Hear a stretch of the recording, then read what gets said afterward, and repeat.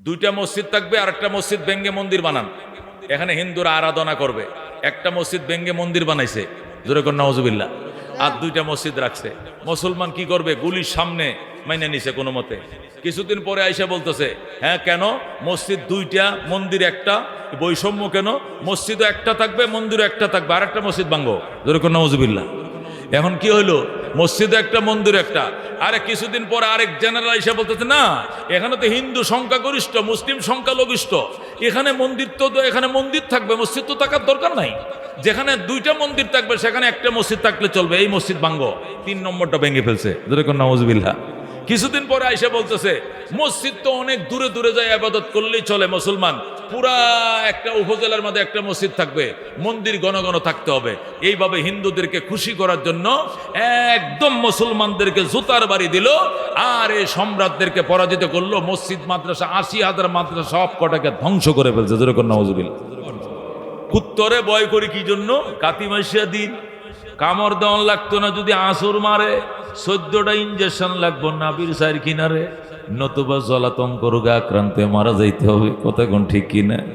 কিন্তু মা বাবারে কে এই জন্য ভয় করে, কুত্তার মতো কামড় দিব? তাহলে মা বাবারে ভয় করো, কুকুরকেও ভয় করো, বিষাক্ত সাপ ভয় করো, শিক্ষকরে ভয় করো, সব তো ভয়। সব ভয়ের কোয়ালিটি কি এক? এক। মা বাবারে ভয় করতে বলছে কেন? আমার মায়ের সাথে যদি আমার বাবার বিবাহ না হতো, দুনিয়া দেখতাম না, দুনিয়া কারে কই চিনতাম না। যে মা বাবার উসিলা দুনিয়া দেখলাম, গায়ের চামড়া দিয়া যদি জুতা বানায় দে আর বলে, মা এই জুতাটি তুমি ফইরো, বাবারে তুই জুতাটি ফরিস, আমার গায়ের চামড়া দে লেদার দে বানাইছি, তবু গো এক ফোঁটা দুধের দাবি আদায় হবে না। কথা কোন ঠিক কিনা? দোস্ত সাপ রে ভয় করো কেন? সাপ বিষাক্ত প্রাণী, যদি ফ্যান ধরে আর তুমি ওই দিক দিয়ে যাও, কামড় দেয়, বাতাস লাগে গায়ে, যদি উজা পাইতে দেরি হয় তুমি মারা যাইবা। এই জন্য যে দিক দিয়ে দাঁড়ায় সাপ আছে, বিষাক্ত সাপ আছে, কেউ ওই রাস্তায় যায় না। কিন্তু শিক্ষকরেও ভয় করো, শিক্ষকরে কি সাপের মতো ভয় করেনি মানুষ? সাপে কামড় দিলে মরবে, শিক্ষকে কামড় দিলে মরবে। শিক্ষক কি মানুষ কামড়ায়? একটা টিচার যদি হিন্দু হয়, জিগান সালাম বিয়েছি রে, যদি হিন্দু টিচারের কাছে ছোটবেলায় পড়ছে, এখনো দেখলে হুন্ডা ধার করায় কয় স্যার আদাব, ঠিক কিনা? এই তুমি তুমি মুন্ডা তামাইলা কেন? আপনি আমার টিচার না? আমি বাইল আপনার শিশুকালে আপনার কাছে পড়ছি না স্যার? হ্যাঁ, আমার এক স্যার আছে, ওনার নাম উপেন্দ্র পাল। আমি প্রাইমারি পড়ার টাইমে ওনার কাছে পড়তাম, উনি মারা গেছেন এখন। আমি মুক্তি হওয়ার পরেও যখন দেখছি এলাকায় গেলে উপেন্দ্র চালুজি স্কুল আইতেছে, আমি কোনো কারণে বাড়িতে গেছি বা হুন্ডারে অথবা প্রাইভেটে, আমি গাড়ি থামায়া, স্যার কেমন আছেন, স্যার আদাব, তো অবাক হয়ে যেত। বাবা বহু বহু আশীর্বাদ তোমার প্রতি রইল। কি আশীর্বাদ তোমাকে করব? আমি হিন্দু ধর্ম অনুযায়ী আমি সর্বোচ্চ আশীর্বাদ তোমাকে দিলাম, সুবহানাল্লাহ। তুমি টিচারকে এই সম্মানটা করলা, তুমি গাড়িটা থামাইলা এবং নেমে তুমি আমার হাত মিলাইলা আর বললা, দাদা আদাব, স্যার আদাব। এটা হলো টিচারের সম্মান। কথা কোন ঠিক কিনা? হ্যাঁ, কারণ আমি আলিফ বা জানতাম না, শরীয় সরয়া জানতাম না, এবিসিডি জানতাম না। দেখছেন পোলাপানগুলো ইংরেজি লেখছে, হ্যাঁ কি সুন্দর লেখা দেখছেন। কম্পিউটারের যুগে স্কুল কলেজে লেখা জানেন কি? তেলা পোকার মতো আঁক্যা তয়, নিজেই পড়তার তো না কি নিকছে। একমাত্র সুন্দর লেখা এখন নুরানিতে একমাত্র শিক্ষা দেওয়া হয়। কথা ঠিক কিনা? মেট্রিক পাশের ছেলেরা কিচ্ছু লিখতে পারে না। ওই দিন ফেসবুকে দেখলাম, এই এসএসসি পরীক্ষার রেজাল্ট ফেসবুকে দিছে, এক ছাত্র লেখছে, স্যার এই যে খাতা আপনার কাছে দিয়ে, মানে ফেসবুকে সে যে লেখছে, স্যার আমি আজকে অনেক ব্যস্ত ছিলাম, এই জন্য প্রশ্নের কোনো উত্তর দিতে পারি নাই, শুধু আমার নাম সাগর, এর নাম সাগর লিখে দিলাম, আর আপনি আমাকে একটু হোয়াটসঅ্যাপ নম্বরটা দিয়ে দেন, আমার যা লেখা আমি হোয়াটসঅ্যাপে আপনার নামে পাঠাই দিব। সে স্যারের সাথে এরকম বিকটাই করছে। সে লেখছে, স্যার আমি প্রশ্নের উত্তর সাবজেক্ট আমি কিছুই লিখতে পারলাম না, শুধু নাম দস্তখত লিখে খাতা জমা দিলাম, আর আপনি ডট করে হোয়াটসঅ্যাপের একটা এভাবে একটা দিয়েছে, আপনি হোয়াটসঅ্যাপ নম্বরটা আমাকে দিয়েন, আমার 3 প্রশ্নের উত্তর হোয়াটসঅ্যাপে আপনার নামে আমি পাঠাই দিব। এরপরে আমি লিখতে পারলাম। মানে সে কতটা বিকটাই করছে সে একটা টিচারের সঙ্গে। টিচারে আবার মনের খুবে তার প্রশ্নের উত্তরটা আবার ফেসবুকে দিয়ে দিচ্ছে। আমি নিজে পড়ছি এটা ফেসবুকে, যেরকম নাউজুবিল্লাহ। মানে নীতি নৈতিকতা এবং শিক্ষা দীক্ষার কি যে চরম অবক্ষয় ঘটেছে এটা বলা বাহুল্য। আমার পাশেই আইডিয়াল স্কুল, বনশ্রী আইডিয়াল, আমার মাদ্রাসা পাশাপাশি। টিচারদের জলি যায়, আমরা কওমি মাদ্রাসা, রাত দিন 24 ঘন্টা ভরায়া গড় ফাঁস আমরা 71-72 আনতে 12টা বাজে যায়, তোমরা গড় ফাঁস 85। আর গোল্ডেন প্লাস এ প্লাস ওই প্লাসের তো কোনো অভাব নেই। ঘটনাটা কি কও তো? চাকরি থাকবে গোল্ডেন না দিলে? চাকরি থাকবে? একটা ছেলে ভর্তি হয় 2 লাখ 2.5 লাখ টাকা খরচ করে, এরপরে 6টা-7টা সাবজেক্টে প্রতি সাবজেক্টে 5,000-6,000 টাকাতে কোচিং করায়, বাবার ইনকাম সব শেষ ছেলের পিছে। এই ছেলে যদি ফেল করে মাও স্ট্রোক করবো, বাবা হাসি গায়ে মরবো, আমারও চাকরি যাইব। এই জন্য যাই লেখছে টেকছে এইটা তো আর পড়ি না, নম্বর ঠিক মতোই দিয়া দিই। এইগুলো চলছে এখন, এইগুলো চলছে দুস্থ। অথচ দেখছেন নুরানির ছেলেদের লেখা টাইপের মতো। আল্লাহু আকবার। শিশু উপর করে দেখলেন নাক দিয়ে এখন দুধ বাইরিব, মার দুধ খাইছিল, সেও কত সুন্দর করে লেখছে। কি আই রিড ইন ক্লাস 1, আমি প্রথম শ্রেণীতে পড়ি, এটা সে ইংলিশে কি সুন্দর লিখে দিচ্ছে। আল্লাহু আকবার। দোস্ত, উলামায়ে কেরাম এমন এই জিনিস, এই জন্য আল্লাহ বলছেন উলামায়ে কেরামে আল্লাহকে ভয় করে। ভয় করে মানে আল্লাহকে ভয় করার যে কোয়ালিটি, ভয়ের তো বাবার ভয় এক ধরনের, মার ভয় আরেক ধরনের, সাপের ভয় এক ধরনের, কুকুরের ভয় আরেক ধরনের, টিচারের ভয় আরেক ধরনের, কথা ঠিক কিনা? পুলিশের ভয় আরেক ধরনের, সুর ডাকাতের ভয় আরেক ধরনের, আল্লাহর ভয়টা অন্য ধরনের, কথা ঠিক কিনা? সুতরাং আল্লাহকে কিভাবে ভয় করলে আল্লাহ খুশি হয়, এটা মৌলবীরা জানে, মৌলবীরা মানে। সুবহানাল্লাহ। এই জন্য আল্লাহ বলছেন ইন্নামা ইয়াখশাল্লাহা মিন ইবাদিহিল উলামা, নিঃসন্দেহে আল্লাহ তাআলাকে উলামায়ে কেরামই ভয় করার মতো করে। আল্লাহু আকবার। হ্যাঁ দোস্ত, আমার এক বন্ধু মানুষ 2014 সালে 1 জানুয়ারি নির্বাচন হলো। তো নির্বাচনের আগের দিন রাত্রে তো অনেক কেন্দ্রে আগুন জ্বালাই দিছে। তা আমগো কেন্দ্রের মধ্যে স্কুলে আগুন দিয়া দিছে আর কি, কেন্দ্রের মধ্যে আগুন জ্বালাই দিছে। আওয়ামী লীগের নির্বাচন আর কি, যে পাতানো নির্বাচনগুলো। তো ওই নির্বাচনের টাইমে আমার কেন্দ্র পুরার কারণে 4,000 লোকের নামে বেনামা মামলা হয়েছে। বেনামে মামলা বুঝুন তো, মানে নাম নাই, যারে ধরবে হেরে মামলা ঢুকাই দিবে। আমার এলাকার এক এরকম দাড়িওয়ালা লোক, 3 চিল্লার সাথী, 10 বছর ধরে 20 বছর ধরে দাড়ি, এই মামলা হওয়ার সাথে সাথেই দাড়িটা ক্লিন শেভ করে ফেলাইছে, একদম ক্লিন। আমার তো মাথা নষ্ট, ভাই কি কাজটা করলেন? হুজুর শিবির কইয়া শুধু মামলা ঢুকাইতেছে, আওয়ামী লীগ সব শিবির বলে মামলা দিতেছে। দাড়ি রাখছি পরে, আমি তো করি আওয়ামী লীগ, কিন্তু শিবির মনে করে তো মামলা ঢুকাইয়া দেয়। এই জন্য মামলাতে বাঁচা বেশি না দাড়ি বেশি? দাড়ি বাদ দেন, কাইটা লাইছি, আগে মামলাতে বাঁচতে হবে। যেরকম নওয়াজুবিল্লাহ। আমি বললাম ভাই, এই জন্যই তো আল্লাহ বলেছেন আলেমরাই আল্লাহকে ভয় করে। আমার শুধু মামলা নয়, যদি ফাঁসিও হতো আমি ফাঁসির কাস্টে হেসে হেসে দাঁড়িয়ে যাইতাম, তবু আমি পয়গম্বরের কলিজায় খোর লাগাইতাম না। কথা কোন ঠিক কিনা? তুমি একটা সামান্য মামলার ভয়ে আওয়ামী লীগের আমলে আওয়ামী লীগের হয়েও তুমি দাড়িটা গাইটা দিলা কেন? শিবির সন্দেহ করে মামলা ঢুকাই দিবে। 6 মাস জামিন নাই, শেখ হাসিনার ডাইরেক্ট নির্দেশ, এই ধরে তুই দাড়ি কাটলি, কাজটা কি করলে তুই? তুই বুঝতে না বাবা, জেলে যারা গেছে এর জিগায় জেল কারে কয়। ও দোস্ত, এটা হলো আমাদের অবস্থা আর কি। এই জন্য উলামায়ে কেরাম, এই আল্লামা আব্দুল আজিজ সাহেব মুদ্দাজিলুল আলী, মামলা, হয়রানি, মিথ্যা, প্রতারণা এমন কোনো নাই। এই বৃদ্ধ বয়সে 80 কোঠারে আল্লাহর বন্দাটাকে কাঁপায় লাইছে। আপনারা জানেন না, আমরা জানি, কিন্তু পাহাড়ের মতো দাঁড়ায় রয়েছে। আল্লাহু আকবার। দুলেশ্বর মাদ্রাসাটা বুকে নিয়ে পাহাড়ের মতো দাঁড়ায় রয়েছে। মধুপুরের জঙ্গলের মামলা, ওই গড়ের মামলা, কোথায় মুজাহিদ ট্রেডিং হয়, কোথায় কি হয়, এমন কোনো শয়তানি নাই, গায়ে লাগানোর চেষ্টা করে নাই। আল্লাহ হেফাজত করছে, স্টিল দাঁড়িয়ে রয়েছে, আল্লাহ সাহায্য করেছে। কথা ঠিক কিনা? এগুলো আমরা জানি, উলামায়ে কেরাম জানি, দোয়া করি, দোয়া করছি, করি।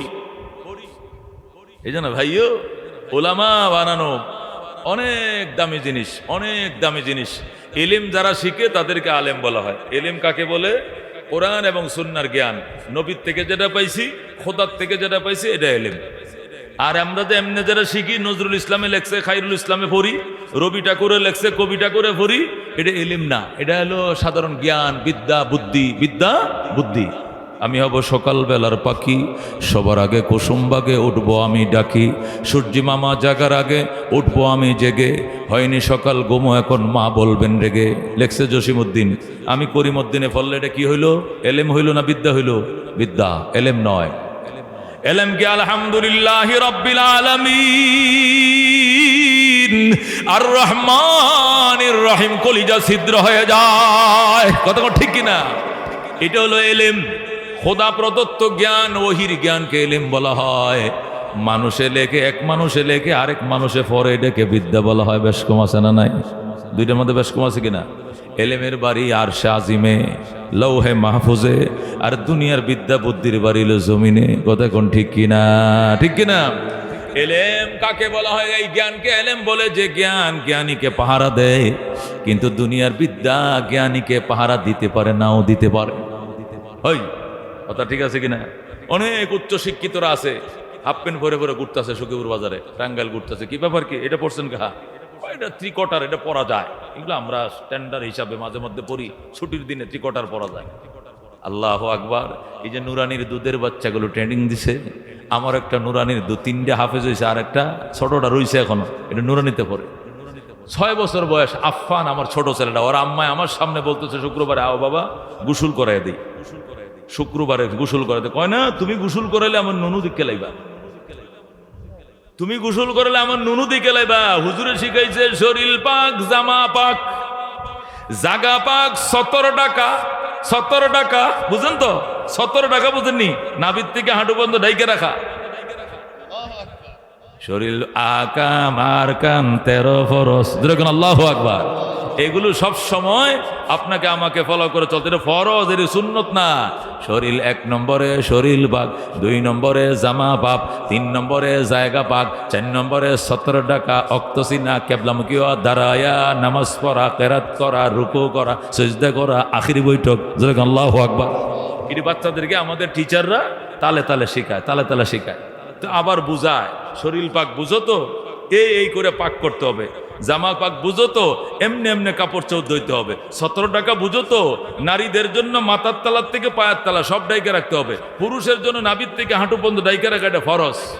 এই যে বুঝায় দিছে, আর যে মাথায় ঢুকছে এলেম, এই ঢোকার পরে আর তাকে কাইটা ফালাইবেন, কিন্তু সে উলঙ্গ হবে না, নাভি কেউ দেখবে না, হাঁটুর উপর অংশ কেউ দেখবে না। কথা কোন ঠিক কিনা? ওই 55 বছরের খাটা সে রিল্যাক্সে ঘুরতেছে ত্রিকটার পরে। আরে 8 বছরের যুবক, সে বলতেছে মা তুমি গোসল করাইলে নুনু দিই কে পালাইবা, আমার গোসল আমি করব। তাহলে তারে এলেমে পাহারা দিছে কিনা? দিছে কিনা? এলেম ওই জ্ঞানকে বলা হয় তার জ্ঞানীকে পাহারা দিবে।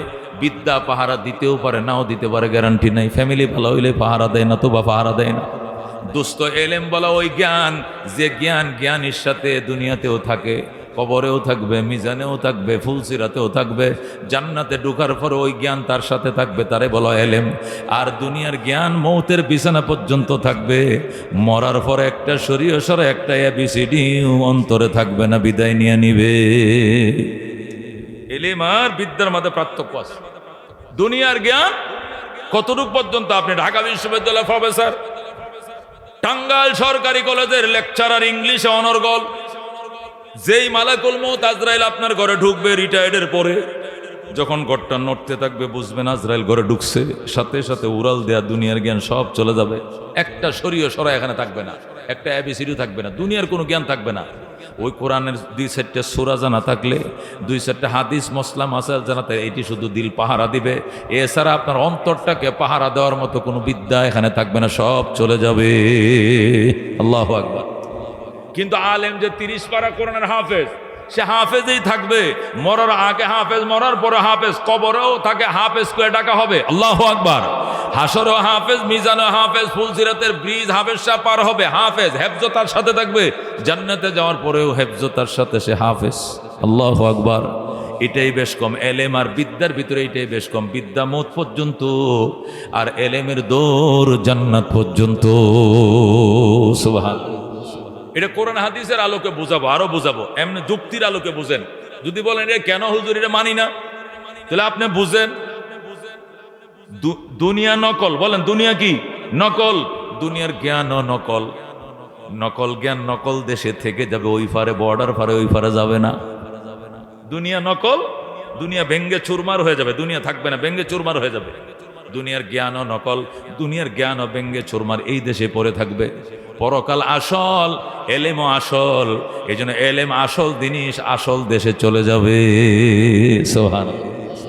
আরো বুঝেন, দুনিয়া নকল, দেহ নকল। দুনিয়া নকল, দেহ নকল, পরকাল আসল, রু আসল। এই জন্য নকল দেহ নকল দুনিয়াতে পড়ে থাকবে, মাটির নিচে পুঁতে রাখবে, পোকামাকড়ে খেয়ে ফেলবে, এটা কোথাও যাবে না, গর্ত করে থুইবে। নবী বলছেন কবর দিও। কবরের বাংলা অর্থ হলো গর্ত। কবরের বাংলাতে কয় গর্ত, আরবিতে কয় কবর। নবী কয় মানুষ তো সৃষ্টির সেরা, এটা কুত্তা বিলাই খাবে, পশু পাখি খাবে, খারাপ দেখা যাবে, এই জন্য মাটির নিচে গর্ত করে থুয়ে দাও। এই গর্তটারে কয় কবর দেত। কবর এটা আরবি শব্দ, আর বাংলা হলো গর্ত। তাহলে বোঝা গেল দুনিয়া নকল, দেহ নকল, নকল দেহ নকল দুনিয়াতে থাকবে, পরকাল আসল, আত্মা আসল, আসল আত্মা আসল দেশে চলে যাবে। পরকাল আসল, আত্মা আসল। আমরা যে কবর দেই, আত্মারে কবর দিই না দেহরে কবর দেই? আত্মা কই? আত্মা যদি জান্নাতের আত্মা হয় চলে যাবে ইল্লিনে, বলেন আল্লাহু আকবার। আর আত্মা যদি জাহান্নামী আত্মা হয় চলে যাবে সিজ্জিলে। সিজ্জিল জাহান্নামের এরিয়ার ভিতরে একটা জায়গা, সেখানে সমস্ত আত্মাগুলো একত্রিত হবে। আর ইল্লিন 7 আসমানের উপরে জান্নাতের একটা এরিয়া, সেখানে আল্লাহওয়ালা জান্নাতীদের আত্মা সবুজ পাখির কাবারের ভিতরে হয়ে জান্নাতে উড়াল মারতে থাকবে। তাহলে কি বুঝলাম? নকল নকলের সাথে মিলে, আসল আসলের সাথে মিলে। কতক্ষণ ঠিক কিনা? দুনিয়া নকল, দেহ নকল, নকল দেহ নকল দুনিয়াতে পড়ে থাকবে, পরকাল আসল, রু আসল, আসল রু আসল দেশে চলে যাবে। ঠিক তদ্রূপ দুনিয়া নকল, দুনিয়ার বিদ্যা বুদ্ধিও নকল।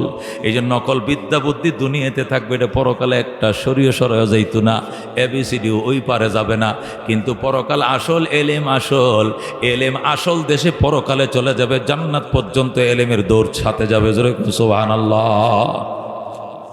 আল্লাহ নবী বলেন ইউকালু লি সাহিবিল কোরআন, আল্লাহর পক্ষ থেকে জান্নাতের গেইটে কোরআনওয়ালাকে বলা হবে ইকরা ওয়ারতাকি ওয়ারাতিল কামা কুনতা তুরাতিলু ফিদ দুনিয়া ফা ইন্না মানজিলাকা ইনদা আখির আয়াতিন তাকরাউহা। জোরে কোন সুবহানাল্লাহ। ইউকালু লি সাহিবিল কোরআন, কোরআনওয়ালাকে বলা হবে জান্নাতের গেইটে, আল্লাহ কোরআনওয়ালাকে বলবেন ইকরা, পড়ো। আল্লাহ বলবেন ইকরা মানে কি? পড়ো। ওয়ারতাকি, চড়ো, পড়ো, আর সিঁড়িতে উপরে উঠো, তালা বাও, এক একটা আয়াত পড়বা, এক একটা তালায় উঠবা। ইকরা ওয়ারতাকি, আল্লাহ জান্নাতের গেইটে বলবেন এবার কোরআন পড়ো আর উপরে চড়ো, পড়ো আর চড়ো, পড়ো আর চড়ো। আমি কত তালায় উঠবো? আল্লাহ বলবেন ফাইন্না মানজিলাকা ইনদা আখিরি আয়াতিন তাকরাউহা, তোমার তালার গণনা ওখানে শেষ হবে, আয়াতের গণনা যেখানে শেষ হবে। সুবহানাল্লাহ। তুমি যদি পড়ো 6666 আয়াত, তুমি উঠবে 6666 তলায়। সুবহানাল্লাহ। রাজিনা কিসমাতাল জব্বার ফিনা লানা ইলমুন ওয়ালিল আদাই মালো ফা ইন্নাল মা লা ইয়াফনা আন করিবিন ওয়া ইন্নাল ইলমা ইয়াবকা লা ইয়াজালু لقد زان البلاد ومن عليها إمام المسلمين أبو حنيفة فما في المشرقين له نذير ولا في المغربين ولا بكوفة مرحبا। এই জন্য দোস্ত বলতেছিলাম কোরআনটা জান্নাতে যাবে। কেমনে যাবে জান্নাতে? কয় দেহটা হইলো নকল। দেহটা কি? নকল। এটা হলো মোবাইলের মতো। আর আত্মাটা হলো আসল। আত্মাটা হলো সিমের মতো। মোবাইলের ভিতরে সিম কার্ড থাকে না? সিমটা হলো আত্মা, মোবাইলটা হলো কি? দেহ। কয় মোবাইল যদি ভেঙে যায়, পুড়ে যায়, তাহলে নতুন মোবাইলে আবার সিমটা ঢুকাইলে আবার আগের মতো নেট আইসা যায়। কথা কোন ঠিক কিনা? কয় দেহটা যদি ফসে যায়, দুনিয়াতে গলে যায়, পরকালে আল্লাহ আবার নতুন দেহ বানাইবেন, আর ওই আত্মার সাথে কানেকশন দিয়ে দিবেন, আবার কোরআন 30 পারা আইসা যাবে। বলেন আল্লাহু আকবার। আপনার মোবাইলে অনেক ফাংশন আছে, 4GB 3GB ফুল করা আছে, অনেক কিছু আছে। কোনো কারণে টেহান খায়া, আসার খায়া মোবাইলটা ভেঙে গেছে। কি হয়ে গেছে? ভেঙে গেছে। তাহলে কি আপনার 4GB সব শেষ? সব শেষ? কিচ্ছু শেষ হয় নাই। এই সেটটা বদলাইয়া সখীপুর আর একটা নতুন সেট লয়ে ভিতরে ঢুকাইয়া টিপ দিয়ে ক্লিক করে দেখবো আগের মতো সব ছবি এসে গেছে। কথা কোন ঠিক কিনা? ঠিক তদ্রুপ কোরআনের হাফেজ মারা গেছে, আলেম মারা গেছে, দেহটা মাটিতে খায় ফেলাইছে, সিমটা তো উড়াল দিয়ে চলে গেছে জান্নাতে। বলেন আল্লাহু আকবার। ওই সিমের সাথে নতুন মোবাইল সংযোগ হবে, মানে নতুন দেহ আরেকটা আল্লাহ সেখানে বানায় ওই দেহর মধ্যে আবার সিমটা ঢুকায় দিবে, আত্মাটা ঢুকায় দিবে। ঢোকানোর পরে যখন ক্লিক করবে আবার 30 পারা কোরআন আসবে, বলবে তাহা মা আনজালনা আলাইকাল কুরআন লিতাশকা ইল্লা তাযকিরাতাল লিমান ইয়াখশা তানসীলাম মিম্মান খালাকাল আরদা ওয়াস সামাওয়াতিল উলা আর রহমানু আলাল আরশি ইসতাওয়া লাহু মা ফিস সামাওয়াতি ওয়া মা ফিল আরদি ওয়া মা বাইনাহুমা ওয়া মা তাহতাস সারা। আল্লাহু আকবার। এই জন্য দোস্ত, এলেম মহাসম্পদ। এটা আমার সাথে তোমার সাথে জান্নাত পর্যন্ত যাবে, ভিআইপি আইনা দিবে তোমার জন্য আমার জন্য। দুনিয়ার শিক্ষা যাইবে না রে দোস্ত। এই জন্য চেষ্টা করো একটু এলেম শিক্ষা করার জন্য। নবী বলছেন মাই ইউরিদিল্লাহু বিহি খায়রা, আল্লাহ যার কল্যাণ চায় আল্লাহ তাকে দিনে এলেম শিক্ষা করার ব্যবস্থা করে দেয়। বাজানরে তুমি মাস্টার, তুমি টিচার, তুমি অধ্যাপক, তুমি প্রফেসর, যেই হও না কেন, একটা সন্তানরে আলেম বানাও, হাফেজ বানাও, জানাজারা যেন পড়াইতে পারে। আলেমের বড় মর্যাদা আল্লাহর কাছে, কথা কোন ঠিক কিনা? আল্লাহর হাবিব সাল্লাল্লাহু আলাইহি ওয়াসাল্লাম মক্কা শরীফ যখন আল্লাহর কোরআন নাযিল হওয়া শুরু হলো, এলেম যখন নবীর সিনার ভিতরে ঢোকা শুরু হইল, এলেম যখন নবীজির সিনায় ঢুকতে শুরু হইল, আল্লাহ নবী সিনিয়র সাহাবীদেরকে নিয়ে পরামর্শ বলুন, সাহাবায়ে কেরাম এই যে কোরআন আসতেছে এগুলো আমি চর্চা করানোর দরকার, নতবা ভুলে যাইবা। লেখা রাখার দরকার, মুখস্থ করার দরকার, নতবা ভুলে যাইবা। এই জন্য তোমরা আমার একটু জায়গা দাও, আমি মাদ্রাসা বানাবো, আমার জায়গা দাও। সাহাবায়ে কেরাম 80-82 জন সাহাবী নিয়ে নবী বসছে জায়গা কালেকশনের জন্য। আর রশিদ হাওয়া মাদ্রাসা বানাবে, আল্লাহু আকবার। নবীজি সিনিয়র সাহাবীদেরকে নিয়ে মক্কায় বসলেন, আমার একটু জায়গা দাও। কেন? আমার উপর যে কোরআনের আয়াতগুলো আসতেছে এগুলো আমার শিখাইতে হবে, এগুলো চর্চা করতে হবে, না হলে ভুলে যাইবে তোমরা, এগুলো লেখা রাখতে হবে। আল্লাহ নবী বললেন যখন জায়গা দাও, নবীজির দুঃসম্পর্কে ফুফাতো ভাই হযরতে যায়েদ ইবনে আরকাম রাদিয়াল্লাহু তাআলা আনহু লাভ দিয়া দাঁড়ায়, কই ইয়া রাসূলুল্লাহ, হাবিবাল্লাহ, আমি যায়েদ ইবনে আরকাম আপনার আত্মীয় লাগি, আমি আমার বাবা আরকাম ইবনে আবিল থেকে একটু জায়গা পাইছি, এই জায়গাটা আপনার মাদ্রাসার জন্য দিয়া দিলাম, আপনি এখানে মাদ্রাসা বানান, আলেম তৈরি করেন। বলেন আল্লাহু আকবার। যায়েদ ইবনে আরকাম রাদিয়াল্লাহু তাআলা আনহু সফা পাহাড়ের পাশে, সফা মারওয়া দুইটা পাহাড় আছে, যারা মক্কা মদিনা গেছেন দেখছেন কিনা, সাফা মারওয়া সাই করে, ওই সফা পাহাড়ের পাশে হযরতে যায়েদ ইবনে আরকামের একটু জায়গা ছিল, এটা কিনে নাই, ওনার বাপের থেকে ওয়ারিশ সূত্রে, তরখা সূত্রে পাইছে। এই জায়গাটা নবীর হাতে দিয়ে, হুজুর এখানে আলেম বানানোর কারখানা বানান, আলেম হাফেজ বানানোর ফ্যাক্টরি বানান, মাদ্রাসা বানান। সুবহানাল্লাহ। আল্লাহর হাবিব 13 বছর পর্যন্ত এই দারে আরকামকে মাদ্রাসা বানাইয়া, মক্কা শরীফ মাদ্রাসা বানায়, হাজার হাজার সাহাবীদেরকে আলেম বানাইছে, শত শত সাহাবীদেরকে কোরআনের হাফেজ বানাইছে। 13 বছর পরে নবীজি হিজরত করে মদিনায় চলে যান। মদিনা শরীফ যায় মসজিদে নববী বানাইলেন, মসজিদে নববীর কোণার মধ্যে আবার মাদ্রাসা তো সোফা বানাইলেন। সেখানে 80-82 জন ছাত্র ছিল, খায়া না খায়া সেখানে পড়ে থাকতো, তারা নবীর থেকে এলেম শিখতো, হাদিস শিখতো। এইভাবে কওমি মাদ্রাসা নবী বানাইতে শুরু করলেন। মক্কাও বানাইলেন একটা, মদিনাও বানাইলেন, কওমি মাদ্রাসা। এগুলো সরকারি আলিয়া নয়, কওমি মাদ্রাসা। এই দুইটা মাদ্রাসা শেষ, নবী দুনিয়াতে বিদায় নিলেন। 23 বছর হয়ে গেছে, নবী বিদায় হয়ে গেলেন। এরপরে হযরতে আবু দারদা রাদিয়াল্লাহু তাআলা আনহু সিরিয়ার রাজধানী দামেস্কে, আবু দারদা রাদিয়াল্লাহু তাআলা 3 নম্বর আরেকটা কওমি মাদ্রাসা বানাইলেন। সুবহানাল্লাহ। হযরতে আবু দারদার পরে হযরতে আব্দুল্লাহ ইবনে মাসউদ রাদিয়াল্লাহু তাআলা আনহু ইরাকের দ্বিতীয় রাজধানী কুফা নগরীতে কওমি মাদ্রাসার 4 নম্বর শাখা তৈরি করলেন। আল্লাহু আকবার। আব্দুল্লাহ ইবনে মাসউদ যখন 4 নম্বর মাদ্রাসা বানাইলেন, এইটার দেখা দেখি হযরতে আমর ইবনে আস রাদিয়াল্লাহু তাআলা আনহু মিশরের রাজধানী কায়রোতে, মিশরের রাজধানী কোথায়? কায়রোতে কওমি মাদ্রাসার 5 নম্বর শাখা উদ্বোধন করলেন। সুবহানাল্লাহ। যখন আরবের মধ্যে মাদ্রাসার প্রসিদ্ধি হয়ে গেল, আল্লাহু আকবার হইতে হইতে আরবের মাদ্রাসা বানানোর হিরিক শুরু হয়ে গেল। আফগানিস্তানের বাদশাহ সুলতান মাহমুদ গজনবী, আফগানিস্তানের বাদশাহ সুলতান মাহমুদ গজনবী রহমতুল্লাহ আলাইহি গজনির মধ্যে দারুল উলুম গজনি তৈরি করলেন। এটা হলো 6 নম্বর মাদ্রাসা। সুলতান মাহমুদ গজনবী কওমি মাদ্রাসা 6 নম্বর শাখা বানানোর পর ইরাকের বাদশাহ নিজামউদ্দিন, তিনি ইরাকের রাজধানী বাগদাদে তার নামে মাদ্রাসা নিজামিয়া তৈরি করলেন। কি নাম? মাদ্রাসায়ে নিজামিয়া।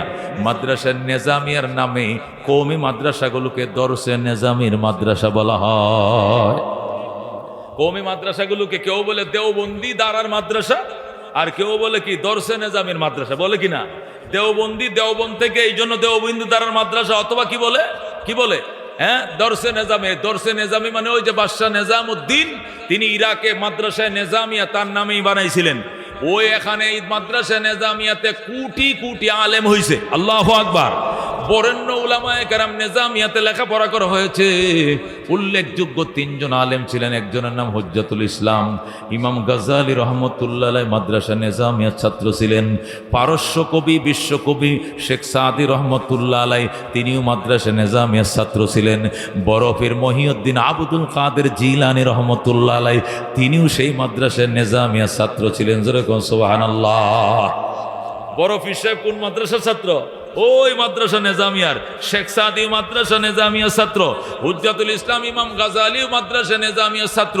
নিজামিয়া যখন খুব প্রসিদ্ধ হয়ে গেল, মদিনার থেকে ইসলামের শিক্ষার সম্রাট হয়ে গেল বাগদাদ, তখন এই ভারতবর্ষে মোগলদের শাসন শুরু হয়ে গেল। মোগল রাজারা নিজামের বাদশাহ নিজামিয়ার মাদ্রাসা দেখে মোগলরা মাদ্রাসা বানাইতে শুরু করলেন।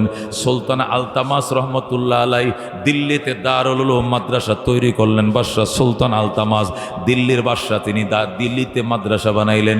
সুলতান আলতামাসকে দেখার সাথে সাথে আল্লাহু আকবার সুলতান সালাউদ্দিন গুরি রহমতুল্লাহ আলাইহি আজমিরে দারুল উলুম আজমির বানাইলেন। বলেন আল্লাহু আকবার। সুলতান সালাউদ্দিন গুরি রহমতুল্লাহ আলাইহি আজমির শরীফে তিনিও মাদ্রাসা বানাইলেন।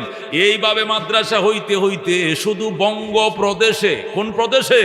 বঙ্গপ্রদেশ মানে যে এলাকার মানুষ বাংলায় কথা বলে, বাংলাদেশ, কলকাতা, আসাম, উড়িষ্যা, কয়টা প্রদেশ? 4টে প্রদেশ। এটাকে বঙ্গপ্রদেশ বলা হইতো। এই বঙ্গপ্রদেশের মধ্যে 80,000 মাদ্রাসা ছিল। কয় হাজার? 80,000 মাদ্রাসা ছিল। মাদ্রাসাগুলো যেন সুন্দর চলতে পারে এই জন্য মোগল রাজারা তাদেরকে রেজিস্ট্রেশন দিয়ে রাখছিল, এবং প্রত্যেকটা মাদ্রাসার জন্য 200 বিঘা, 300 বিঘা, 1000 বিঘা পর্যন্ত মাটি ছিল, জমিন ছিল। এই জমিনের ফসল বিক্রি করে মাদ্রাসা চলবে, কোনো সাহায্য মাগতে হবে না। আল্লাহু আকবার। এইভাবে 80,000 মাদ্রাসা ছিল। মদিনার থেকে শিক্ষার কেন্দ্র, প্রাণ কেন্দ্র হয়ে গেল বাগদাদ। বাগদাদ থেকে শিক্ষার প্রাণ কেন্দ্র হয়ে গেল বঙ্গপ্রদেশ। আল্লাহু আকবার। যখন বঙ্গপ্রদেশ শিক্ষার প্রাণ কেন্দ্র হয়ে গেল, ওই ব্রিটিশ লাল কুত্তার দল, এদের মাথা নষ্ট হয়ে গেছে, সর্বনাশ। ইসলামের জোয়ার শুরু হয়ে গেছে বঙ্গপ্রদেশে। এই জন্য ব্রিটিশদের মাথা নষ্ট হয়ে গেছে। তারা ব্যবসার নাম দিয়ে ইন্ডিয়াতে ঢুকছে। তখন শাহজাহান 1701 খ্রিস্টাব্দে, শাহজাহান সে মোগল সম্রাট, বাদশাহ শাহজাহান তখন ক্ষমতায়। তখন ইস্ট ইন্ডিয়ান কোম্পানি আসছে, আইসা বলতেছে শাহজাহান আপনার দেশে প্রচুর শ্রমিক আছে এবং ফাঁকা জায়গা আছে, ফ্যাক্টরি কারখানা তৈরি করার পর্যাপ্ত জায়গা আছে এবং শ্রমিক আছে।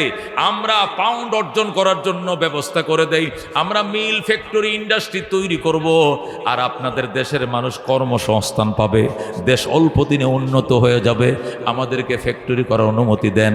তখন উলামায়ে কেরাম শাহজাহানকে বাধা দিল, খবরদার আপনি ইস্ট ইন্ডিয়ান কোম্পানিকে অনুমতি দিয়েন না, মসজিদ মাদ্রাসা থাকবে না, ধ্বংস হয়ে যাবে। তখন শাহজাহান কয় মোল্লারা কিচ্ছু বুঝে না, মৌলবীরা কিছু বুঝে না, এরা দেশের উন্নতি সহ্য করতে পারে না। শাহজাহান কইল মিছিল থেকে সমস্ত আলেমদেরকে অ্যারেস্ট করো, পুলিশ মিছিল থেকে মৌলবীদেরকে অ্যারেস্ট করে জেলখানায় ঢুকাইছে, এরপরে মিল কারখানা ফ্যাক্টরি বানাইছে এবং তারা বাদশাহ শাহজাহান অনুমতি দিছে, ইস্ট ইন্ডিয়ান কোম্পানিকে লাইসেন্স দিছে, রেজিস্ট্রেশন দিছে, তারা ব্যবসা শুরু করছে, মিল কারখানা বানাইছে। বানায় যখন ভারতের শ্রমিকরা চাকরি শুরু করছে, পাউন্ড পাইতেছে, পাউন্ড ডলার পাইতেছে, তখন শাহজাহান কয় দেখো আমার দেশ উন্নত হয়ে যাইতেছে, কিন্তু মৌলবীরা উন্নতের পথে বাধা, মৌলবীদেরকে সব দিনে জেলে ফাটাইছে, জেলের মধ্যে কোনো জামিন নাই, আটকায় রাখছে। কিছুদিন যাইতে দেরি, কিন্তু দুর্ঘটনা ঘটতে দেরি হয় নাই। ধীরে ধীরে ধীরে ধীরে সমস্ত মোগলদেরকে পরাজিত করে ক্ষমতার জায়গাটা বসে গেছে। প্রথম হয়েছে আইসা কয় শাহজাহান সাহেব, আমরা যে দামি দামি হাজার হাজার কোটি টাকা খরচ করে আপনাদের মিল ফ্যাক্টরি বানাইলাম, নিরাপত্তা তো নাই। কয় কেন? এই দেশের মুসলমান আমাদের বিরুদ্ধে মিছিল করে, কোন সময় দখল করে ফেলে, এই জন্য নিরাপত্তা আপনাদের দেশের সোলজারদের নিরাপত্তা হবে না, আমি আমাদের ব্রিটিশ থেকে নিরাপত্তা সৈনিক আনতে হবে। কয় ঠিক আছে আনো। জাহাজ ভরে, স্টিমার ভরে ভরে তারা দিল্লির ঘাটে আইনা লক্ষ লক্ষ সৈনিক আনছে, রাতের অন্ধকার আইনা ফ্যাক্টরি পাহারা দেওয়ার নাম দিয়া পরে দেশ পাহারা দেওয়া শুরু করলো। ধীরে ধীরে মসনদে বসে গেল টিপু সুলতান সহ সমস্ত সুলতানরা পরাজিত হলো, ব্রিটিশরা ক্ষমতায় বসে যায়। জোরে কন্যা নাউজুবিল্লাহ। ক্ষমতা বসতে দেরি, এবার মসজিদ মাদ্রাসা ভাঙতে দেরি হয় নাই। ব্রিটিশ জেনারেল আসছে, আইসা বলতেছে আপনাদের এলাকায় মসজিদ কটা, মন্দির কটা? মন্দির তো নাই। কেন? দুইটা মসজিদ থাকবে, আর একটা মসজিদ ভেঙ্গে মন্দির বানান, এখানে হিন্দুরা আরাধনা করবে। একটা মসজিদ ভেঙ্গে মন্দির বানাইছে, জোরে কন্যা নাউজুবিল্লাহ, আর দুইটা মসজিদ রাখছে। মুসলমান কি করবে? গুলির সামনে মাইনে নিছে কোনো মতে। কিছুদিন পরে আইসা বলতেছে হ্যাঁ কেন, মসজিদ দুইটা মন্দির একটা, বৈষম্য কেন? মসজিদও একটা থাকবে, মন্দিরও একটা থাকবে, আর একটা মসজিদ ভাঙ্গো, জোরে কন্যা নাউজুবিল্লাহ। এখন কি হইলো? মসজিদ একটা, মন্দির একটা। আরে কিছুদিন পরে আরেক জেনারেল এসে বলতেছে না, এখানে তো হিন্দু সংখ্যাগরিষ্ঠ, মুসলিম সংখ্যালঘিষ্ঠ, এখানে মন্দির তো, এখানে মন্দির থাকবে, মসজিদ তো থাকার দরকার নাই। যেখানে দুইটা মন্দির থাকবে সেখানে একটা মসজিদ থাকলে চলবে, এই মসজিদ ভাঙ্গো। 3 নম্বরটা ভেঙে ফেলছে, যেরকম নাউজুবিল্লাহ। কিছুদিন পরে আইসা বলতেছে মসজিদ তো অনেক দূরে দূরে যায়, ইবাদত করলেই চলে, মুসলমান পুরা একটা উপজেলার মধ্যে একটা মসজিদ থাকবে, মন্দির ঘন ঘন থাকতে হবে। এইভাবে হিন্দুদেরকে খুশি করার জন্য একদম মুসলমানদেরকে জুতার বাড়ি দিল, আর এই সম্রাটদেরকে পরাজিত করলো। মসজিদ মাদ্রাসা 80,000 মাদ্রাসা সব কটাকে ধ্বংস করে ফেলছে, যেরকম নাউজুবিল্লাহ। কতটা ছিল মাদ্রাসা? 80,000, একটাও নাই। শুরু হয়ে গেল আন্দোলন। ওই দারুল উলুম দিল্লি, দারুল উলুম আজমিরের উলামায়ে কেরাম যারা তুমুল সংগ্রাম শুরু করলো, ব্রিটিশদের আস্তানা জ্বালিয়ে দাও, পুড়িয়ে দাও। ব্রিটিশের বিরুদ্ধে যখন তুকুর আন্দোলন শুরু করলো উলামায়ে কেরামকে গাছে গাছে ফাঁসি দেওয়া শুরু করলো।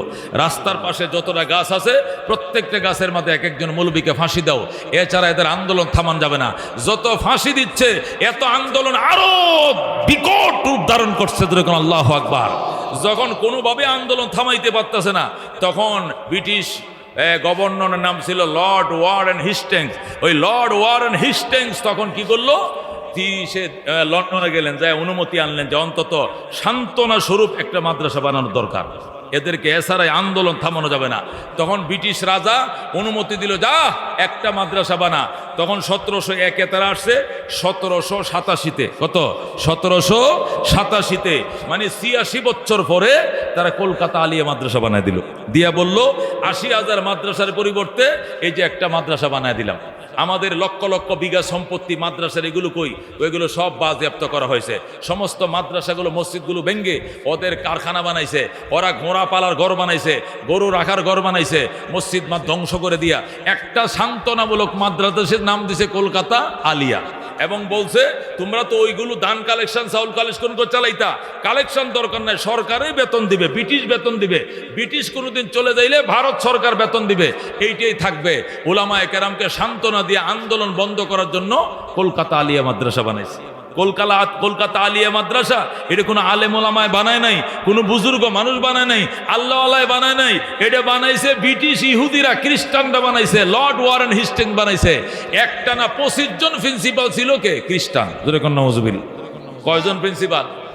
মাদ্রাসার জমি কিনে দিছে খ্রিস্টানে, মাদ্রাসা বিল্ডিং করে দিয়েছে খ্রিস্টানে, সিলেবাস তৈরি করছে খ্রিস্টানে, শিক্ষক স্টাফদের বেতন দেয় খ্রিস্টানে, জায়গা জমি দিছে খ্রিস্টান, সব করছে খ্রিস্টান। এটা কি মুসলমান পালার মাদ্রাসা না গোড়া কাটার মাদ্রাসা? গোড়া কাটার জন্যই কলকাতা আলিয়া মাদ্রাসা বানাই দিল। তারপরে আলেম ওলামা মানছে, আচ্ছা দেখি কেমন পড়ালেখা হয়। এই 1787 থেকে নিয়ে 1866 পর্যন্ত 166 বছর হয়ে গেল ব্রিটিশ আসছে। 1866 তখন 79 বছর হয়েছে কলকাতা আলিয়া মাদ্রাসা বানানোর পর। 79 বছর পর্যন্ত অপেক্ষা করার পর দেখা গেল মাদ্রাসায় যারা পড়ে অর্ধেক নামাজ পড়ে, অর্ধেক নামাজ পড়ে না, অর্ধেক দাঁড়িয়ে রাখে, অর্ধেক দাঁড়িয়ে রাখে না, অর্ধেক কোরআন হাদিসের জ্ঞান হয় আর অর্ধেক বাংলা ইংরেজির জ্ঞান হয়, অর্ধেক খাড়ায় মতে, অর্ধেক বৈষম্যতে, মানে কিছুটা কলেজ কিছুটা মাদ্রাসা, এই দোয়াসলা তৈরি হচ্ছে। ওলামায়ে কেরাম বললেন জানা পূর্ণাঙ্গ নবীর মাদ্রাসা চাই আমরা। নবীজি দারে আরকামে যেমনে বানাইছিলেন, মদিনায় যেমনে বানাইছিলেন, ওই মাদ্রাসার নিজামিয়া যেমনে ছিল, আবু দারদার মাদ্রাসা যেমন ছিল, আব্দুল্লাহ ইবনে মাসউদের মাদ্রাসা যেমন ছিল, আমরা ওই মাদ্রাসায় তোমাদের সান্ত্বনার মাদ্রাসা চাই না। আমাদেরকে সরকার দিতে হবে না, আমরা নিজেরা জায়গা কালেকশন করব, আমরা নিজেরা দরকার হলে সনের ছাউনি দেয়া ঘর বানাবো, অনুমতি দাও। তখন ব্রিটিশ সরকার কত 1701 আইসে, 1866-তে পারমিশন দিছে। 1866 শুরুতে পারমিশন দেওয়ার পরে উলামায়ে কেরাম টিম গঠন করলো, 5-7 জনে মিল্লা পুরা ভারতবর্ষ ভ্রমণ করো, কোথায় মাদ্রাসা বানানো যায়। একটা মাদ্রাসার জন্য অনুমতি দিছে, বেশি বানানো যাবে না, যেখানে খুশি বানাইতে পারেন। তারা বার্মার আরকান প্রদেশ থেকে নিয়া, দিল্লি থেকে নিয়া, একবার সিলেট থেকে নিয়া, কলকাতা, আসাম, উড়িষ্যা সহ, নেপাল, ভুটান সহ, তখন মহাভারতে যে দেশগুলো ছিল সমস্ত দেশ সফর করছে। জায়গা পছন্দ হয় না, জায়গা পছন্দ হয় না। সর্বশেষ ইউপিতে, ইন্ডিয়ার উত্তরপ্রদেশে, ইউপি উত্তরপ্রদেশের সাহারানপুর জেলার দেওবন নামক গ্রামের মধ্যে এক এলাকায় একটা সাত্তা মাটির মসজিদ ছিল। সেখানে তারা ক্লান্ত হয়ে ঘোড়ার থেকে নেমে বহু রাত হয়ে গেছে, তারা সেখানে রাত্রে শুয়ে পড়ছে। রাত্রে ইস্তেখারার নিয়তে শুইছে। রাত্রিবেলায় স্বপ্ন দেখে রহমতুল্লিল আলামিন সাল্লাল্লাহু আলাইহি ওয়াসাল্লাম ডাক দিয়া কয়, কাসেম নানো তবি আয়। নবী কাসেম নানো তবিকে এক হাতে ধরছে আর লাঠিরে এক হাতে নিয়ে নবী কয়, মাদ্রাসা বানানোর জন্য যে জায়গা খুঁজতেছো, আমার মাদ্রাসা তো ব্রিটিশরা বন্ধ দিয়ে কলকাতা আলিয়া বানাইছে, এটা আমার মাদ্রাসা নয়, এটা ইহুদিদের মাদ্রাসা, খ্রিস্টানদের। আমার মাদ্রাসা আমি আবার উদ্বোধন করলাম, আমার সাথে আসো। নবীজি বাম হাতে সাব্বির আহমদ উসমানীকে ধরছে, কাসেম নানু তবিকে ধরছে, ডান হাতে লাঠি দিয়ে দাগ দিছে আর বলছে, সকালবেলা দাগটা যতটা এলাকায় পাইবা পুরো এলাকাটাকে মাদ্রাসার বাউন্ডারি নির্ণয় করবা। আল্লাহু আকবার। এডি কাসেম নানু তবি সাব্বির আহমদ উসমানী সহ উলামায়ে কেরাম স্বপ্ন যুগে দেখছে। স্বপ্ন তো দলিল না, ঘুম থেকে উঠছে, উইটা দেখে কি দেখলাম, কি দেখছো, একজন একজন করে স্বপ্নের ব্যাখ্যা দেওয়া শুরু করলো। আমি তো একই স্বপ্ন দেখছি, হে কো আমি এইটাই দেখছি, সে কো আমারে নবী কইছে, সে কো আমার হাতে ধরছে, সে কো আমারে নবী বলছে। তাহলে ঠিক আছে, সকালবেলা দেখা যাবে লাঠির দাগ পাওয়া যায় কিনা। সকালবেলা যা দেখে লাঙ্গল দিয়া দাগ দিলে যেরকম রেক হয়ে যায়, পয়গম্বরের হাতের লাঠির ইশারা এরকম রেক পড়ে গেছে। যেরকম আল্লাহু আকবার। এরপরে দেওবন মাদ্রাসা ওইভাবে, এটা নবীর হাতের লাঠির ইশারায়। ওই যে প্রথম মক্কা দারে আরকামে জমি কালেকশন করে আবু দারদা যায়েদ ইবনে আরকাম থেকে নিছিল, এরপরে মদিনায় বানাইছিল, মাঝখানে ব্রিটিশ বন্ধ করে দিয়েছে, নবী আবার চালু করছে ওই দেওবন মাদ্রাসা। সেই দেওবন মাদ্রাসা নবীর হাতের লাঠির ইশারার মাদ্রাসা। সেখান থেকে যারা পড়ালেখা করে আসছে তারা হাটাজারি বানাইছে। গতকালকে আমি হাটাজারি বয়ান করাইছি। এই হাটাজারির থেকে হয়েছে পটিয়া, পটিয়ার থেকে জিরি নানুপুর, সেখান থেকে লালবাগ ফরিদাবাদ, এরপর হয়েছে টাঙ্গাল ধুলেশ্বর, জামে ইসলামিয়া ময়মনসিংহ হইতে হইতে হইতে তারা ভাঙছিল 80,000 মাদ্রাসা। এখন আমরা বানাইছি 1,80,000 মাদ্রাসা। জোরে কোন সুবহানাল্লাহ। ছোট বড় 1,80,000 মাদ্রাসা আছে বাংলাদেশে। জোরে কোন আলহামদুলিল্লাহ, জোরে কোন আলহামদুলিল্লাহ। 35,000 মাদ্রাসা তো বড় বড় মাদ্রাসা, দাওরা হাদিস মাদ্রাসা, মিশকাত পন্থ মাদ্রাসা 35,000। ছোট বড় মিলাইয়া ব্রিটিশ বাংছে কয় হাজার, 80,000। আমাদের বাবা জানরা উলামায়ে কেরাম বানাইছে 1,80,000। জোরে কোন আল্লাহু আকবার। 1,80,000 মাদ্রাসা। এখানে বর্তমানে আলেম আছে বাংলাদেশে 85 লক্ষ। যেরকম আল্লাহু আকবার। আলেম আছে 85 লক্ষ, হাফেজ আছে 24 লক্ষ। কয় লক্ষ? 24 লক্ষ হাফেজ আছে বাংলাদেশে, 85 লক্ষ আলেম আছে বাংলাদেশে। 1,05,00,000 শুধু হাফেজ আলেমে আছে। 18 কোটি বাঙালির মধ্যে 1,05,00,000 শুধু আলেম আর হাফেজ। যেরকম আল্লাহু আকবার।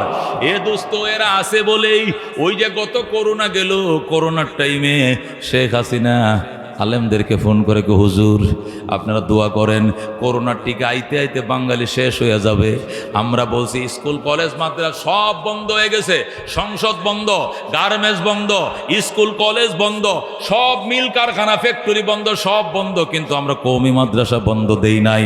প্রত্যেকটা কওমি মাদ্রাসা খোলা ছিল, আমরা শুধু বন্ধ রাখি, খোলা রাখছি। রাখার পর কি করছি, মাদ্রাসা 10 জন 15 জন টিম করে মেডিকেলের সামনে সামনে ফাটায় রাখছি। তারা একই কোয়ারেন্টাইনের পোশাক পইরা হসপিটালগুলোর সামনে গেছে, মানুষ মারা গেছে, ওয়ারিসদার কেউ লাশ নিতে আসে না, আইলে ওইটারও করোনা হইব, কেউ লাশ নিতে আসে না। আমরা গেছি, আমরা নিজে যাইয়া জানাজার গোসল করাইছি, কাফন চড়াইছি, জানাজা পড়াইয়া লাওয়ারিস গুরুস্থানে দাফন করছি, অথচ আত্মীয় স্বজন আসে নাই। ওই করোনার টাইমে যদি আলেম ওলামারা, বিশেষ করে ঢাকা শহরে আমরা 50টা টিম গঠন করেছিলাম, মাদ্রাসা ছাত্ররা, ওই শাহজাহানপুর মির্জা আব্বাসের বাড়ির সামনে বড় হাসপাতাল, কুর্মিটুলা হাসপাতাল, ঢাকা মেডিকেল, প্রত্যেকটা মেডিকেলের সামনে 2-3টে করে টিম পাঠাইছি। মন্ত্রী মারা গেছে, এমপি মারা গেছে, আত্মীয় স্বজন ডরে কাছে যায় না, দূরের থেকে গ্লাসের মাধ্যমে দেখে এদের করোনা দূরে ফেলাইব, কোয়ারেন্টাইনে যাইতে হবে। কিন্তু আমরা গেছি, হাতাইছি, ধরছি, গোসল করাইছি, জানাজা দিছি, কিছুই হয় নাই। উলামায়ে কেরাম যদি না থাকতো জানাজাও পাইতা না, বিনা গোসলে কবরে পড়ে থাকা লাগতো। কথা কোন ঠিক কিনা? এ দোস্ত, আজকে এই কথাগুলো কেন বলতে হয়? এই জন্য বলতে হয়, অনেকে বলে হুজুর আমাদের জেনারেল শিক্ষা একমুখী, আমরা বাংলা মিডিয়াম হোক আর ইংলিশ মিডিয়াম হোক, আমাদের শিক্ষা তো একমুখী, কিন্তু আপনাদের ধর্মীয় শিক্ষা 2 ধরনের কেন? কিছু কওমি, কিছু আলিয়া, এমন কেন? বাজান, আমাদের শিক্ষা একমুখী। আগেও কওমি ছিল, এখনও কওমি আছে। মাঝখানে ব্রিটিশরা এসে আমগোর খাদের উপরে, সরকারের খাদের উপরে আলিয়া জুলাইয়া থুয়ে গেছে। কথা কোন ঠিক কিনা? এটি থুয়ে গেছে, সরকার বন্ধও করে নাই, এখনও আলিয়া চলতেছে। চলুক, এটা হিংসাও করি না, বদনামও করি না, ওইটাও একটা শিক্ষা প্রতিষ্ঠান, শিখতেছে, হইতেছে ভালো। কিন্তু মদিনার শিক্ষা, নবী যেটা শিখাইছিলেন, নবী যেটা উদ্বোধন করছিলেন, ওইটা আলিয়া নয়। আলিয়া কোনো আলেম ওলামা বানায় নাই, কোনো ইমানদারও বানায় নাই। আলিয়া সলিড একজন খ্রিস্টান, এ ভারতের যিনি কি ছিলেন, গভর্নর ছিলেন, লর্ড ওয়ারেন হেস্টিংস বানাইছেন, তিনি প্রথম প্রিন্সিপাল ছিলেন। কথা কোন ঠিক কিনা? তারপরে আমাদের উলামায়ে দেওবন্দের বহু বরেণ্য উলামায়ে কেরামরা আলিয়াতে যায় কি পড়াইছে? হাদিস পড়াইছে, বুখারী পড়াইছে, মুহাদ্দিস ছিল। কথা ঠিক কিনা? বহু দেওবন্দের ছাত্ররা আলিয়াতে ওই শিক্ষকতা করছে, হাদিস কোরআন পড়াইছে। এই জন্য এলেম ওখানেও আছে, আমল ওখানেও আছে। তুলনামূলক একটু বেশি কওমি মাদ্রাসাতে এলেমের সংখ্যাটা অনেক বেশি। কথা ঠিক কিনা? ওরে দোস্ত, নিজের ছেলেকে বানাইছো ব্যারিস্টার, কালেক্টর, অনেক কিছু বানাও, নিষেধ নাই, জায়েজ আছে। তারপরেও নিজের ছেলে যদি তোমার জানাজা পড়ায়, আলহামদুলিল্লাহ, আশা করা যায় তোমার জীবনের গুনাহ মাফ। জোরে আল্লাহু আকবার। কাতার সোজা করেন। আমার জানাজা, আমার বাবার জানাজা আমি পড়াইতেছি, বাবার সাথে কোনো আচার ব্যবহারে কষ্ট পাওয়া থাকলে মাফ করে দিবেন। কাতার সোজা করেন, আল্লাহু আকবার বলে সন্তান যদি জানাজা পড়া হয়, আল্লাহ রাব্বুল আলামিন বাবার গুনাহ মাফ করে দিবে। সুবহানাল্লাহ। আর যদি বলেন ওই বাইতুল্লাহর ইমাম আব্দুর রহমান সুদাই, শেখ সুদাইসিকে আইনা জানাজা পড়াবো, আপ ডাউন বিমান ভাড়া আমি দিব, গুনাহ মাফের গ্যারান্টি নাই। নিজের সন্তান আলেম বানাও, আল্লাহ রাব্বুল আলামিন গুনাহ মাফের গ্যারান্টি দিছে। জোরে গান আল্লাহু আকবার। ময়দানে হাসর যখন শুরু হয়ে যাবে, আল্লাহ রাব্বুল আলামিন নবী রাসূলগণকে নিয়ে মিম্বরে বসবেন, বিরাট বড় আসন নিয়ে বসবেন, আর বলবেন জান্নাতবাসী কিছু লাগবো নি কও। জান্নাতীরা বলবে আল্লাহ এমন দেওয়া দিছে না, আর কিচ্ছু লাগতো না, দেখো কিছু লাগবে কিনা। জান্নাতীরা বলবে তাহলে নবী রাসূলরা কোনো কথা বললেন না, আমি জান্নাতি সাধারণ পাবলিকের সামনে কিছু কথা বলতে চাই। আচ্ছা, তোমরা জান্নাত পাইছো নি? পাইছি। নিয়ামত পাইছো নি? পাইছি। আরো কিছু লাগবে নি? বলবে না, আর কিছু লাগবে না। মা লা আইনুন রাত ওয়ালা উযুনুন সামিয়াত ওয়ালা খাতারা আলা কলবি বশর। এত জিনিস আম করে দিছেন, কোনোদিন কেউ চোখেও দেখে নাই, কানেও শুনে নাই, অন্তরে কল্পনাও করে নাই। এত নিয়ামত দিয়ে আমাদেরকে ভরে দিয়েছেন, কিচ্ছু লাগতো না। আল্লাহ বলবেন দেখো আরো কিছু লাগবে কিনা। চাইতে দেরি হবে, দিতে দেরি হবে না। আল্লাহ জান্নাতীরা বলবে আল্লাহ একটা জিনিস লাগবে, কি? আপনার সন্তুষ্টি লাগবে। জোরে কোন আল্লাহু আকবার। আল্লাহ বলবেন আমি তোমাদের উপরে চিরসন্তুষ্ট, এটা তো আমি এমনি দিয়ে দিছি, এটা সামান লাগতো না রে, এমনি দিছি, এ ছাড়া আরও কিছু লাগবে নি। জান্নাতের এখন আর বলতে পারবে না। আল্লাহ বলবেন একটা জিনিস আছে, চাইলেই পাইবা না, চাইলে পাইবা না। আল্লাহু আকবার। জান্নাতিরে চাইতেও পাবে না, পাইবেও না। আল্লাহ বল না চাইলে দিমু না, চাও। জান্নাতিরা বলবে আল্লাহ আমাদের তো মনে নাই, আপনার নবীকে বলেন শিখাই দেওয়ার জন্য। আল্লাহু আকবার। নবী কাঁদতে থাকবেন, চোখের কোনায় পানি এসে যাবে। আল্লাহ বলবেন বন্ধু কাঁদেন না, এখানে কানলে অসুবিধা হবে, এটা জান্নাতের জমিন। কত উম্মত কান্দে কেন? আমি তো কানতে বলি নাই, তারা কানবে কেন? নবী বলবেন আমাকে অনুমতি দেন, আমি শিখাইয়া দেই। আল্লাহ বলবেন আপনাকে অনুমতি দেওয়া যাবে না। আল্লাহ রাব্বুল আলামিন বলবেন আপনাদের নবীদের পারমিশন হবে না। নবী বলবেন আমাদের পারমিশন না দিলে আলেমদেরকে পারমিশন দিন, আলেমরা এদেরকে শিখিয়ে দিবে আপনার কাছে কি চাইবে। তখন আমার আল্লাহ বলবেন ঠিক আছে অনুমতি দিলাম। আল্লামা কারি তৈয়ব সাহেব খুতবাতে হাকিমুল ইসলামের মধ্যে লেখে আল্লাহ রাব্বুল আলামিন সর্বশেষ আলেমদেরকে পারমিশন দিবেন। এই উলামা মৌলবীরা কোথায় আছো? আসো তোমরা, আসি, দাঁড়াও তো, দাঁড়ায় জান্নাতবাসীদেরকে বলো ওরা আমার কাছে কি চাইবে একটু শিখিয়ে দাও, শিখিয়ে দাও। তখন উলামায়ে কেরাম দাঁড়াবে, দাঁড়ায় বলবে ওরে জান্নাতবাসী, আসল জিনিসটাই তো তোরা ফাঁস নাই, মেন জিনিসটাই তোরা ভুইলা গেছস, আল্লাহর কাছে চা। ওরে জান্নাতবাসী আল্লাহর কাছে বলো আল্লাহ আপনাকে আমরা কলিজা দিয়া অন্তর দিয়া ভালোবাসতাম, আপনাকে জমিনে দেখি নাই, আপনাকে হাসরের ময়দানে দেখি নাই, আশায় ছিলাম জান্নাতে দেখব। আজকে জান্নাতের ভিতরে আপনার শরীরে 70,000 নূরের পর্দা। আমাদের এক দফা এক দাবি, নূরের পর্দা সরান, একবার দেখতে দেন। জোরে কোন আল্লাহু আকবার। জান্নাতীরা তোমরা বলো আল্লাহ নূরের পর্দা সরান, আমাদেরকে একবার দেখতে দেন। জান্নাতীরা বলবে হায় হায়, এটা তো আসল কথা, এটা তো এক নম্বর কথা, এইটাই নিয়ে ভুলে গিয়েছিলাম। আলেম ওলামা বসেন, আপনাদের কৃতজ্ঞতার শেষ নাই, আপনাদের এহসানের কোনো শেষ নাই। দুনিয়াতে বহু এহসান করেছেন, হাসরের ময়দানে সুপারিশ করছেন, আজকে জান্নাতে ঢোকার পরে দয়া করছেন। বসেন ওলামায়ে কেরাম, এবার জান্নাতীরা বলবে আল্লাহ আসল জিনিসটা এতক্ষণে মনে হয়েছে, কে শিখাইছে গো? হুজুরা শিখাইছে। এবার বলো।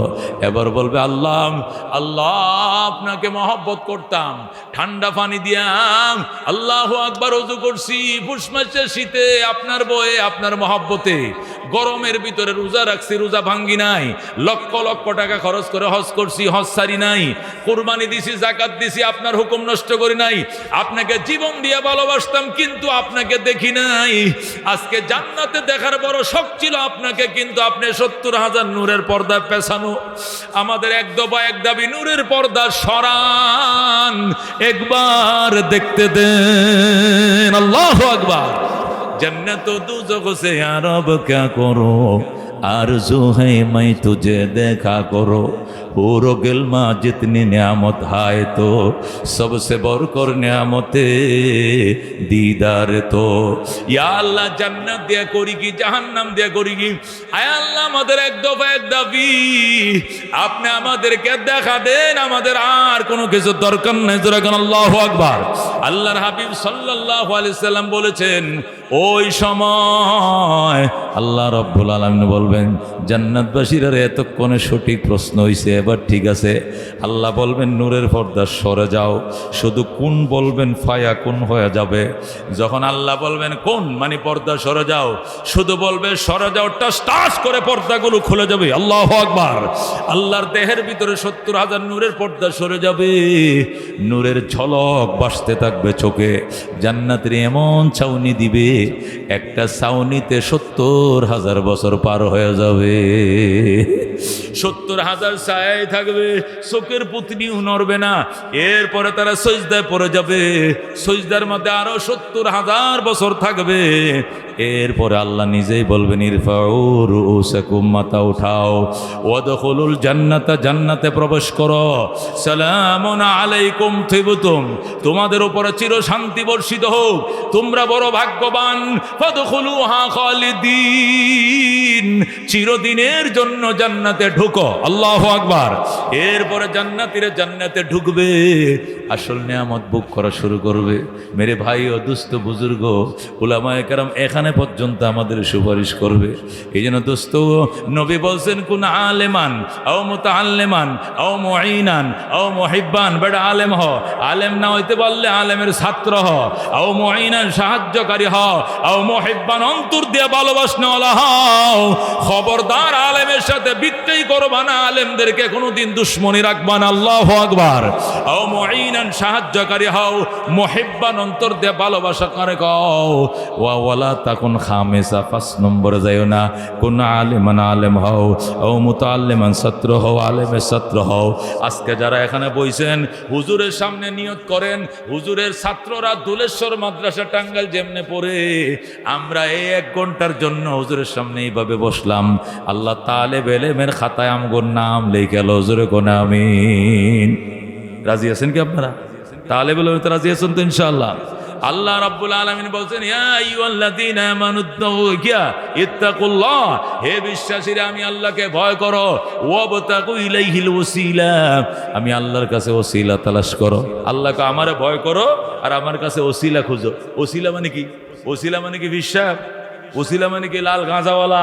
ওসিলা মানে ফিতাওয়ালা? ওসিলা মানে কি ভান্ডারি? ওসিলা মানে কি মাজার? নয়। মুফাসসিরিনে কেরাম বলেন ওসিলা 4 জিনিসের নাম। কয় জিনিসের নাম? জরে ওসিলা কয় জিনিসের নাম? আল্লাহ বলছেন ওয়াবতাগু ইলাইহিল ওসিলা, আমার কাছে ওসিলা খোঁজো, ওসিলা নিয়ে আসো। 4 জিনিস ওসিলা। কয় জিনিস? 1 নম্বর কিতাবুল্লাহ, 1 নম্বর ওসিলা হবে কিতাবুল্লাহ, আল্লাহর কোরআন। জান্নাতে যাওয়ার জন্য ওসিলা হবে। জোরে কোন সুবহানাল্লাহ। 1 নম্বরে কিতাবুল্লাহ।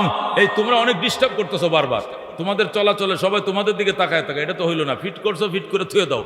এটা তো হইলে আমি প্রথমে না করতে চাইছিলাম যে না করে দেই, পরে আবার কিতা কও না কও, হুজুর দূরত্বে আইছি। আচ্ছা যাও, এই হেদায়েতের নিয়তে ওয়াজ প্রচারের জন্য আমরা অনুমতি দিলাম, নাহলে তো হুজুর যেখানে আসে হুজুর অনুমতি দেয় না। কথা ঠিক কিনা? তারপরে ডরে ডরে আমি কইতেছি হুজুরে কোন সময় বকা দেয়, এরপরে তোরা তো দাঁড়ায় ডিস্টার্ব করতেছিস। কারণটা কি? একটা দাঁড়াবি না, এটা হইলেও হইব, না হইলেও নাই, চুপ করে বসে থাক। কয় জিনিসের নাম ওসিলা? আল্লাহ বলছেন ইয়া আইয়ুহাল্লাযীনা আমানুত্তাকুল্লাহ, হে বিশ্বাসীরা আমি আল্লাহকে ভয় করো। ওয়াবতাগু ইলাইহিল ওসিলা, আমার কাছে ওসিলা নিয়ে আসো। বাজান ওসিলা ছাড়া পার হওয়া যাবে না। কতক্ষণ ঠিক কিনা? এটা আল্লাহর কোরআনের কথা। তবে ওসিলাটা কি এটা বুঝতে হবে। 4টে জিনিস ওসিলা। কয়টা জিনিস ওসিলা? 1 নম্বরে কিতাবুল্লাহ, আল্লাহর কোরআন হবে মানুষের নাজাতের জন্য ওসিলা। যেরকম সুবহানাল্লাহ। নবী বলছেন কোরআন যখন সুপারিশ শুরু করবে জাবিন করাইয়াই ছাড়বে। কোরআন এত বড় ব্যারিস্টার, সে বলবে আয়া রাব্বি ইন্নী মানাতুহুন নাওমা বিল্লাইলে ফাশাফিনি ফিহি। আল্লাহ গো, রাত্রে তোমার বন্দারে ঘুমাইতে দেই নাই, আমি কোরআনকে তেলাওয়াত করছিল, কোরআন বুঝছিল, কোরআন মতো আমল করছিল, আমি কোরআনের সুপারিশ কবুল করো। নবী কয় ফায়ুশাফান, সাথে সাথে কোরআনের সুপারিশ কবুল করে আল্লাহ বন্দাকে মাফ করে দিবেন। যেরকম সুবহানাল্লাহ। এই জন্য ওসিলা 4 জিনিসের নাম। কয় জিনিস? 1 নম্বর ওসিলা কিতাবুল্লাহ, 2 নম্বর ওসিলা হলো রাসূলুল্লাহ। বলেন আল্লাহু আকবার। আল্লাহর হাবিব হবেন উম্মতের নাজাতের জন্য ওসিলা। নবী কি হবেন? আমাদের মুক্তির জন্য ওসিলা হবেন। কথা কোন ঠিক কিনা? আল্লাহ বলেন ওয়ালা সাউফা ইউতিকা রাব্বুকা ফাতারদা, ওয়ালা সাউফা ইউতিকা রাব্বুকা ফাতারদা, ওয়ালা সাউফা ইউতিকা রাব্বুকা ফাতারদা। এইটা কি সূরা আদ-দুহার মধ্যে আপনারা পড়ছেন না? আছে কিনা? ওয়ালা সাউফা ইউতিকা রাব্বুকা, আল্লাহ আমার বন্ধু, ওয়ালা সাউফা মানে অতি শীঘ্রই, অতি শীঘ্রই, ইউতিকা রাব্বুকা আপনার রব আপনাকে এমন কিছু দিবেন, ফাতারদা পাইয়া আপনি খুশি হয়ে যাবেন। সুবহানাল্লাহ। এ দোস্ত, আল্লাহর নবী সাল্লাল্লাহু আলাইহি ওয়াসাল্লাম মুখ বেজার হয়ে বসে রয়েছে, দান মুবারক ভাঙ্গে গেছে, দাঁত শহীদ হয়ে গেছে, ঘরে ভাত নাই, দেশের মানুষ তাড়ায় দিছে, দেশ থেকে বিদেশ আইছে, টেনশন কোনো শেষ নাই। তায়েফবাসীরা নবীকে মারছে, চাচারা নবীকে গালি দিছে, দেশের মানুষ নবীকে বিক্রয় করছে। এই জন্য নবী মন খারাপ করে বসেছিলেন। ইতিমধ্যে জিব্রাইল 3 দিন পর্যন্ত আসে না। কেন? নবীজির খাটের নিচে এটা কুত্তার বাচ্চা মরে গেছিল, এটা ময়রা দুর্গন্ধ ছুটছে, নবী জানে না। কিন্তু ফেরেশতারা যেখানে দুর্গন্ধ সেখানে ফেরেশতারা যায় না। পেঁয়াজ রসুনের গন্ধ থাকলে নবী ফেরেশতারা ঢুকে না। এই যে কুত্তার বাচ্চা খাটের তলে পরে মরে রয়েছে, নবী জানতেন না। এই জন্য 3 দিন জিব্রাইল আসে না, জিব্রাইল আসতেছে না। এই জন্য নবী টেনশনে পড়ে গেছে। আবার কাফেরদের দুর্ব্যবহার আরো টেনশন, এতিম নবী আরো টেনশন, খাদিজাতুল কুবরার ইন্তেকাল আরেক টেনশন, নানান টেনশনে যখন হুজুর বিমূঢ় ছিলেন তখন আমার আল্লাহ ডাক দেখো, আল্লাহ সাউফা ইউতিকা রাব্বুকা, অতি শীঘ্রই আপনার রব আপনাকে এত কিছু দিবে, এত দেওয়া দিবে, এত দেয়া দিবে, ফাতারদা, আপনি খুশি হয়ে যাবেন।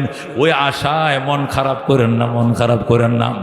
নবী কই কি দিবেন আপনি আমাকে? আল্লাহ আরদা, আমি কখনো সন্তুষ্ট হব না যতক্ষণ পর্যন্ত আমার একটা গুনাহগার উম্মত জাহান্নামে থাকবে। আল্লাহু আকবার। আমার একটা গুনাহগার উম্মত জাহান্নামে থাকা পর্যন্ত আমারে কইতেছেন ফাতারদা, আমার বন্ধু তুমি খুশি হয়ে যাইবে, আমি জীবনেও খুশি হব না। ইদান লা আরদা, আমি খুশি হব না। আল্লাহ কি কইলেন? আমার মুখের উপরে আপনি না করলেন খুশি হইবেন না, কব না। কিয়া আমার একটা গুনাহগার উম্মত জাহান্নামে থাকা পর্যন্ত আমি নবী খুশি হব না, আমার মুখে হাসি পাবেন না। আল্লাহ আপনার সব গুনাহগার উম্মত রে জাহান্নাম থেকে জান্নাত দিয়া এরপরে হলেও আপনার মুখে হাসি ফুটাবো। আল্লাহু আকবার। মনে বড় আশা ছিল যাব মদিনায়। আল্লাহু আকবার। কাফেলাতে কে যাও তুমি,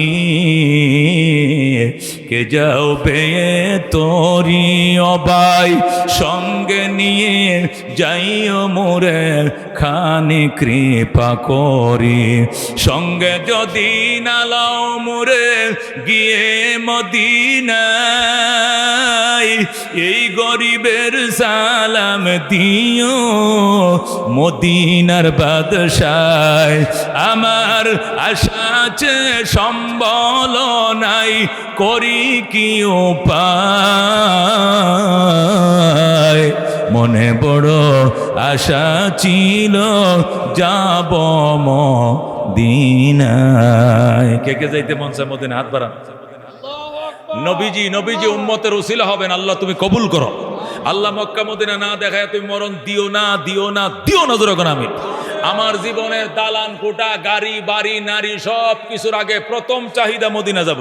আছে? রাজি আছেন? রাজি আছেন ইনশাআল্লাহ? আল্লাহ কবুল করো। যেরকম আমি ছাত্র জীবনে বলতাম, আমি মেখল মাদ্রাসা যখন হেদায়েতুন্নূর ক্লাসে পড়ি তখন সাতকানিয়ার হুজুর আছিল একজন, হুজুর মনে আছেন? সাতকানিয়ার হুজুর মাওলানা গোলাম কাদের সাহেব মেখল মাদ্রাসা পড়াইতো। মুফতি আজম ফয়জুল্লাহ রহমতুল্লাহ তাকে শিক্ষক বানাইতে হয়ে গেছে মেখল মাদ্রাসা। কালকে মেখল মাদ্রাসায় এমন টাইমে আমি বয়ান করতেছি, সুবহানাল্লাহ। আজকে ওনার কবরের পাশে কালকে বয়ান করতেছে, আজকে টাঙ্গাইল চলে এসেছে।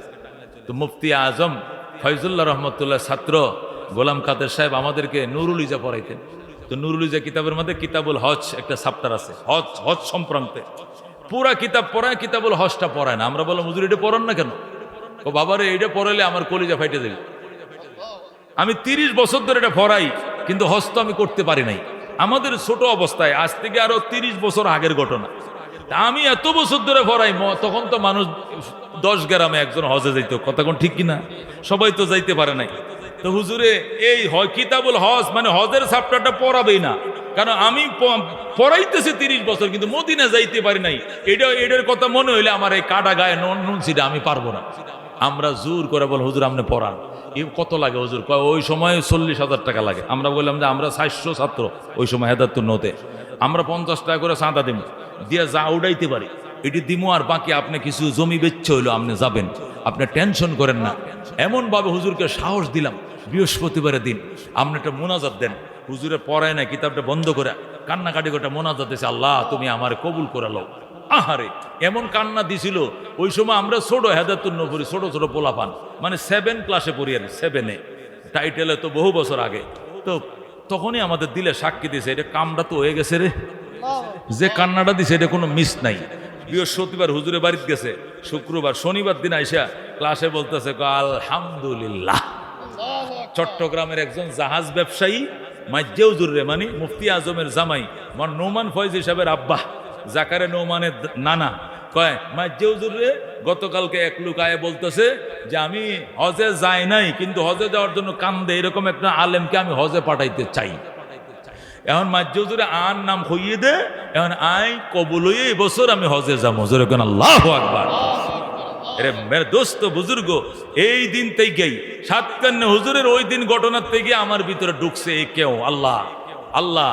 মোনাজাত যতটা করছি জীবনে, হজ সারা মোনাজাত করি নাই। হজের কথা বলছি, মাই জিন্দগি মে একবার মদিনা যাও, মে জিন্দগি মে একবার মদিনা যাও, মদিনা যাও কবি লৌট না আও, মাই জিন্দগি মে একবার মদিনা যাও। এই কবিতাটা খাজা মঈনুদ্দিন চিশতি আজমেরির, যেরকম সুবহানাল্লাহ। তিনি খাজা উসমানে হারুনের কাছে মুরিদ হইছে বাগদাদে। মুরিদ হইয়া রাত্রিবেলা উইটিয়া খাজা সাহেব দোয়া করে, মাই জিন্দেগি মে একবার মদিনা যাও। অর্থ বুঝেননি? মাই জিন্দেগি মে মানে আমি জীবনে একবার কই যাবো? মদিনা যাও।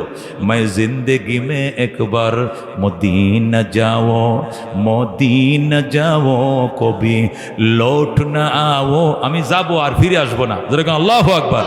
मैं जिंदगी में एक बार मदीना जाओ, जिस गुम्बद खुजरा में नबी सुई हुई है। খাজা মঈনুদ্দিন চিশতি কো, আল্লাহ আমি শুনছি সবুজ গম্বুজটার নিচে তোমার নবী শুয়ে রয়েছে, আর এখানে সবুজ গম্বুজটা বানায় রাখছে। আমি ওই গম্বুজের নিচে যাইয়া নিজের জীবনটাকে মাটির সাথে কুরবানি করে দিব। जिस गुम्बद खुजरा में नबी सुई हुई है, इस खाक के जाने निसार मेरे दिल हुई है। दरबार नबी, दरबार नबी आज मैं जीता रहा हूँ, मैं जिंदगी में एक बार मदीना जाओ, मदीना जाओ कभी लौट न आओ, मैं जिंदगी में एक बार मदीना जाओ। आए खुदा मेरे सामाने सफर को आता कर, इस फानी दुनिया से मेरे दिल को जुदा कर। अल्लाह अकबर। খাজা মঈনুদ্দিন চিশতি আজমিরি আল্লাহর ওলি বলতেছে, মানে সফর কো আতা কর। আল্লাহ মদিনায় যাইলে কয়টা পয়সা লাগে, এটি তুমি আমি মঈনুদ্দিনকে ব্যবস্থা করে দাও। এসে ফানি এ দুনিয়া সে মেরে দিল কো জুদা কর। এ দুনিয়া ফানা, দুনিয়া ধ্বংস, দুনিয়ার থেকে আমার মনকে আলাদা করো। বিল্ডিং চাই না, দালান চাই না, চাই গো তোমার ঘর। আল্লাহু আকবার। খাজা সাহেব এমন মুনাজাত দিছে, আজমির উসমানে হারুনের পাশের রুমে তাইকে লাফায়ে কাঁদতেছে, মঈনুদ্দিন আর আগুন জ্বালাইস না, আগামী কালকে তোরে লয়ে আমি হাইটে রওনা করে দিলাম মদিনায়। আল্লাহু আকবার। পরের দিন সকালে উসমানে হারুনি মঈনুদ্দিন চিশতিরে লইয়া ওই গাঁটি গুট্টি লইয়া, এই কেটলি সুলা, তুষের সোলা কেটলি সহ গাট্টি গুট্টিলে মদিনে রওনা। আল্লাহু আকবার। মনে বড় আশা ছিল যাব মদিনায়, আরব সাগর পারি দেব, নাইকো আমার তরি, পাখি নয় যে উড়ে যাব, ডানা হাতে বর করি। আল্লাহু আকবার। এ মদিনা কে কে যায় বাবাজান? আল্লাহ তুমি কবুল করো। যেরকম আমি